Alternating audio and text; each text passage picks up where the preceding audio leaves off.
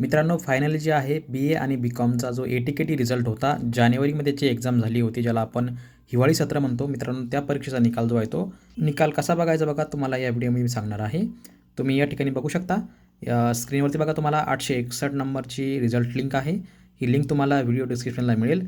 तुम्हाला बघा या ठिकाणी जे आहे एक्झाम इव्हेंट यावर जे आहे तुम्हाला डिसेंबर 2024 सर्च करायचं आहे. ठीक आहे. खाली तुम्हाला बघा या ठिकाणी पी-आर-एन नंबर टाकायचा आहे. तुमचा जो पी-आर-एन नंबर असेल किंवा तुमचा जो काही सीट नंबर असेल तो टाकायचा आहे. खाली बघा तुम्हाला हा कॅप्चा टाकायचा आहे. तुम्ही कुठला तुमचा जो काही कॅप्चा येईल तो कॅप्चा तुम्हाला या ठिकाणी टाकायचा आहे आणि खाली तुम्हाला यावर सर्चवर क्लिक करायचं आहे. ठीक आहे.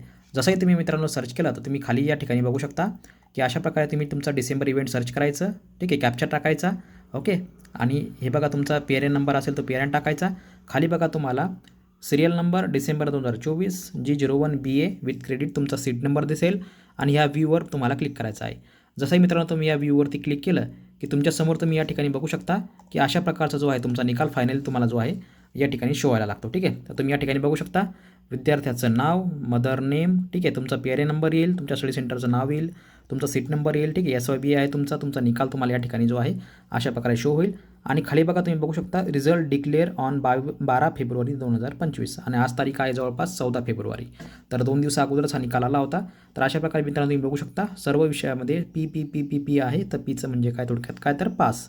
आणि जो तुमचा EVS 201 हा विषय आहे.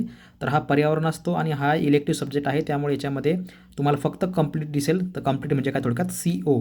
तर याच्यामध्ये तुम्हाला मार्क वगैरे काय टोटल दिसणार नाही आहेत. पण COचा अर्थ होतो कंप्लीट, म्हणजे याचा अर्थ काय तुम्ही त्या विषयामध्ये पास आहात. ठीक आहे. आणि याचे मार्क तुम्हाला काय जास्त गाणे धरणार नाही याच्यामध्ये.